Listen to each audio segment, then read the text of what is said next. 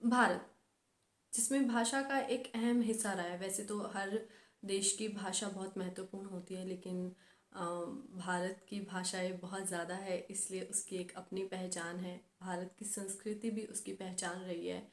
तो आज हम थोड़ा सा भारत में कितनी भाषाएं हैं और कौन सी भाषा धीरे धीरे बढ़ रही है, इन सब बारे में बात करेंगे। तो चलिए वीडियो को करते हैं स्टार्ट।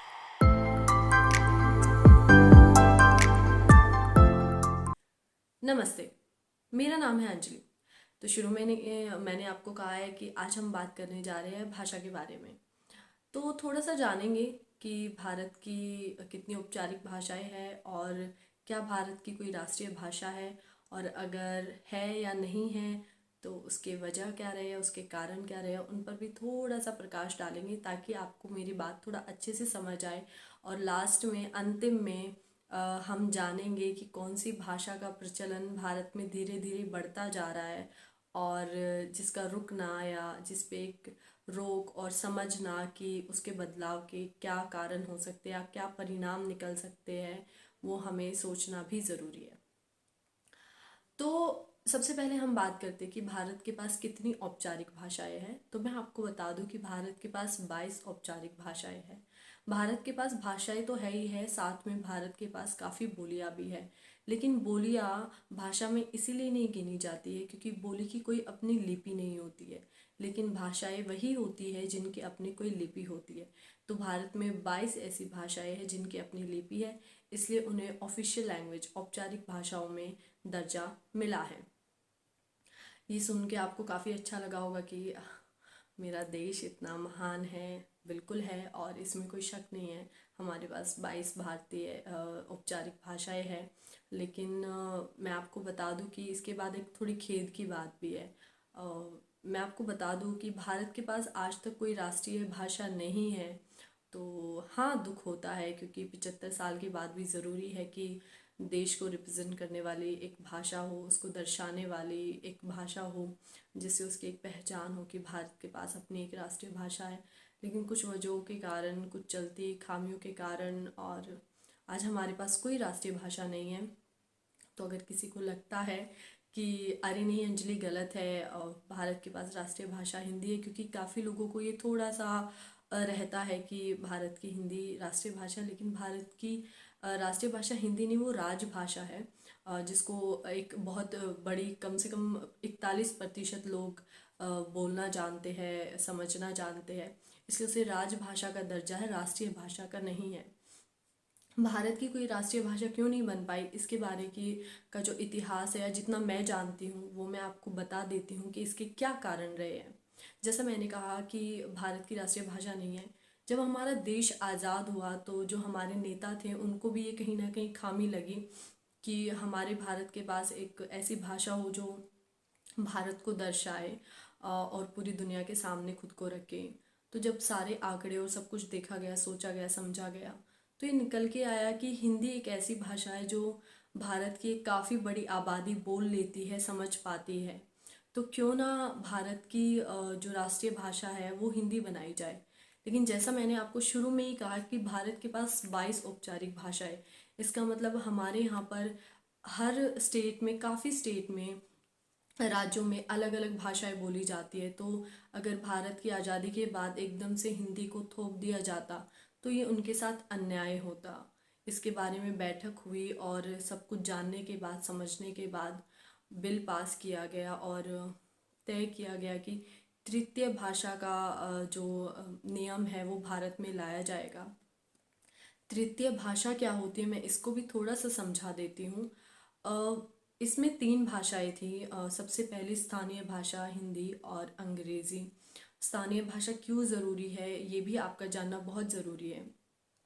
स्थानीय भाषा की अपनी एक योग्यता है, उसका अपना एक इम्पोर्टेंस है, महत्वता है। क्योंकि स्थानीय भाषा में किसी भी इंसान या किसी भी बच्चे के लिए उस चीज़ को जानने में बहुत आसानी होती है। हम बाकी भाषाओं को सीख सकते हैं, बोल सकते हैं, लेकिन सबसे ज़्यादा अच्छा संप्रेषण, बातचीत, अपने आप को समझाना या किसी को समझना हम स्थानीय भाषा में करते हैं। मनोविज्ञान के तौर पर भी देखें तो किसी से भी उसकी स्थानीय भाषा को छीन लेना सही नहीं होता है। को बिल्कुल भी नज़रअंदाज नहीं किया जाएगा और वो हमेशा से ही प्राथमिकता रहेगा। इसी तृतीय भाषा को लाया गया कि सभी विद्यालयों में भारत के 3 भाषाएं पढ़ाई जाए, ताकि आने वाले 10 या 15 साल बाद सबको हिंदी भाषा को समझने में और सीखने में कोई दिक्कत ना आए और किसी के साथ भी अन्याय ना हो। लेकिन ये नियम लाया गया, पर इसको उतने अच्छे से लागू नहीं किया गया। कुछ इससे सहमत थे, कुछ असहमत थे, जिसके कारण 10-15 साल बाद भी अगर हिंदी को राष्ट्रीय भाषा बनाया जाता तो शायद पूरे देश के लिए या सभी लोगों के लिए न्यायप्रिय निर्णय नहीं होता, जिसके कारण भारत की कोई राष्ट्रीय भाषा नहीं बन पाई। और 75 साल आज़ादी के बाद भी आज हमारे पास कोई राष्ट्रीय भाषा नहीं है। ये सब बातें थी हमारी औपचारिक भाषाओं के बारे में। हमारी राष्ट्रीय भाषा क्यों नहीं है, उसके क्या कारण रहे, वो मैंने आपको थोड़ा सा समझाया। अब अंतिम बारी है कि कौन सी ऐसी भाषा है जो आज हमारे दिलो दिमाग पर छा गई है और उसका इस्तेमाल धीरे धीरे बढ़ता जा रहा है। शायद हम देख भी पा रहे, लेकिन देखने के बाद भी कहीं ना कहीं नज़रअंदाज हम कर रहे हैं। अंग्रेज़ी। मुझे अंग्रेज़ी भाषा से कोई दिक्कत नहीं है। अगर किसी के साथ जो हिंदी को या किसी ऐसी भाषा को नहीं जानता है जिससे हम उससे बातचीत कर पाए और उसको अंग्रेज़ी आती है, तो ज़रूरी है कि उससे बातचीत करने के लिए हम अंग्रेज़ी भाषा का इस्तेमाल करें, उसमें कोई दो राय नहीं है। लेकिन भारत में बढ़ती अंग्रेज़ी की मांग और अंग्रेज़ी की जो रुचि है वो एक अलग चीज़ को दर्शाती है, एक अलग चीज़ को अब हमारे सामने रख देती है। भारत में रहते हुए अगर हम अपने घर की भी बात करते हैं तो घर में भी एक माँ अपने बच्चे से बात करते हुए अंग्रेज़ी भाषा का इस्तेमाल करती है, एक अध्यापक से बात करते हुए अंग्रेज़ी भाषा का इस्तेमाल होता है, हम अपने दोस्तों से तक बात करते तो अंग्रेज़ी भाषा का इस्तेमाल होता है। ये थोड़ा सा विचार करने वाली बात है। अगर आप इंटरनेशनल लेवल, अंतर्राष्ट्रीय उस पर अपने काम कर रहे हो, अपना रोजगार कर रहे हो, तो ज़रूरी है आप अंग्रेज़ी भाषा में बातचीत करेंगे। लेकिन घर में बातचीत करना, बाहर खाने के लिए जा रहे हैं, वहाँ पर हर जगह अंग्रेज़ी भाषा ने कहीं ना कहीं अपने पैर पसार लिए हैं। आजकल अगर हम वीडियोस देखते हैं, जो छोटी छोटी सीरीज़ बनती है या किसी पे भी बातचीत करना चाहते हैं, तो बड़े अफसोस की बात है कि हमारा जो युवा है, हम जो सब लोग हैं वो अंग्रेज़ी भाषा ही बोलना चाहते हैं और हिंदी भाषा में पता नहीं हमें समझ कम आती है या हमें शर्म आती है कि हम हिंदी बोल रहे हैं। तो मुझे तो बड़ा अचंभा होता है, क्योंकि बहुत सारी ऐसी वीडियोस मेरे सामने आ जाती है, जब मैं उनको देखती हूँ तो मैं कहती हूँ कि क्यों ये बोलने वाले भारतीय है, मैं सुनने वाली भारतीय हूँ, तो मुझे हिंदी आती है, इन्हें हिंदी आती है, लेकिन उसमें जहाँ 4 शब्द हिंदी के होते हैं वहाँ 20 शब्द अंग्रेज़ी के डाल दिए जाते हैं। तो ये सोचने की बात है, जब ज़रूरत है उसको बोलो। किसी बाहर के इंसान से बातचीत के लिए अंग्रेज़ी का, इंग्लिश का इस्तेमाल समझ आता है, लेकिन अपने ही देश में रोज़गार के लिए हम ताकते हैं। जब हम इंटरव्यू के लिए सर्च करते हैं तो बहुत सारे लोग ऐसे होंगे जो विचार में पड़ जाते हैं, अरे इन्हें तो अंग्रेज़ी चाहिए है, मुझे अंग्रेज़ी नहीं आती है, मुझे हिंदी आती है।